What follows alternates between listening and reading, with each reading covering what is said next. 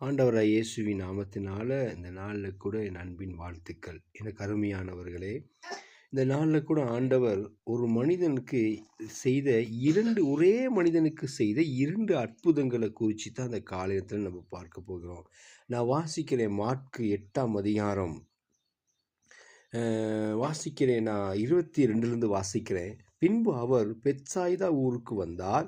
அப்பொழுது ஒரு குருடனை அவரிடத்தில் கொண்டு வந்து அவனை தொடும்படி அவரை வேண்டிக் கொண்டார்கள்.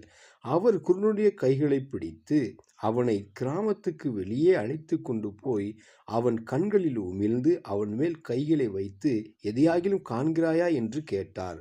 அவன் ஏறிட்டு பார்த்து, நடக்கிற மனுஷரை மரங்களைப் போல காண்கிறேன் என்றான். பின்பு அவர் மறுபடியும் அவன் கண்கள் மேல் கைகளை வைத்து அவனை ஏறிட்டு பார்க்கும்படி செய்தார். அப்பொழுது அவன் சொஸ்தமடைந்து யாவரையும் தெளிவாய்